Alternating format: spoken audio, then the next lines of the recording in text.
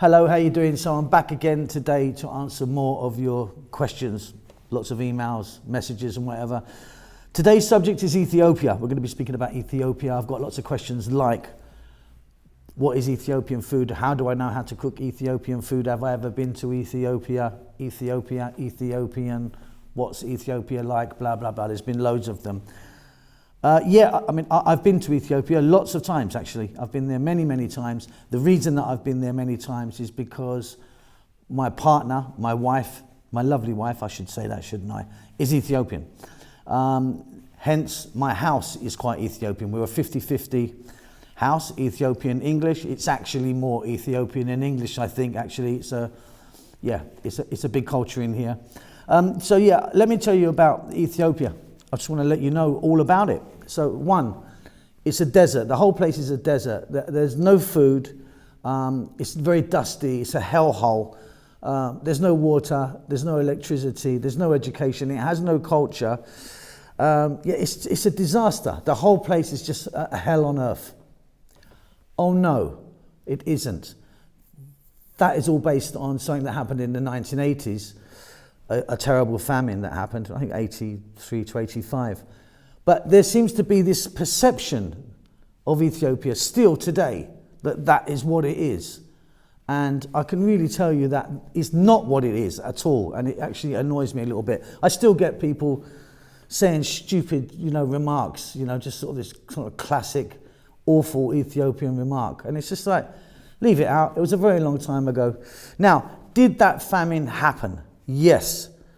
Was it awful? Yes, it was terrible. Is that what Ethiopia is? No. No. So, let's get a few more things out of the way. Ethiopia, does it have corruption? Yes. Does it have problems? Yes. Does it have a homeless problem? Yes. Do hospitals need, more funding? Yes. Just socially, does it need more money funded in there? Yes. Is inflation driving people crazy? Yes. But guess what? I've just spoke about 95% of every country on the planet. Every single country is like that. So, this stupid perception of Ethiopia, it really pisses me off, to be honest. It's just like, come on, man, just get online and have a look, will you? That's not what it is. So it does have problems, blah, blah, blah, blah, blah. Let me tell you a little bit about Ethiopia. It's a huge country, by the way. It has more than 80 languages.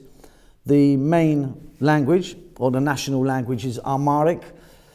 The capital is called Addis Ababa, which means new flower. Addis Ababa, by the way, is an incredible place. It's a really vibrant, big city. The headquarters of the African Union is in Addis Ababa. The country's enormous. So Ethiopia is on the east coast of Africa, the Horn of Africa. To the south is Kenya. To the west is South Sudan and Sudan. To the north and down to the east is Eritrea. And then just past that is Saudi Arabia is not too far. Culturally, it is full of culture. It's an amazing country full of different culture and history. It's one of the very few, maybe the only one, in fact, I'm not sure about that has never been conquered. The Brits, the French, the Germans, the Belgians, they never got in there and done their shit. The Italians tried some years ago, but it didn't last very long. They got kicked out. So, very sort of independent country. People are very passionate about their country. They love it. Lots of different languages. It's a vibrant, incredible place.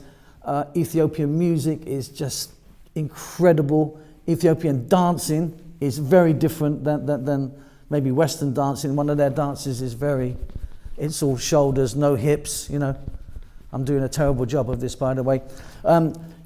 Just culture. It's amazing. The religion, for example, is it's pretty much 50% Muslim and 50% Christian. Some people would debate that, but I think it's about 50-50. It's also most of the Christians are an Orthodox Christian. So when it comes to pork products, because of them and the Muslims, you're not going to find much pork, if at all, in Ethiopia.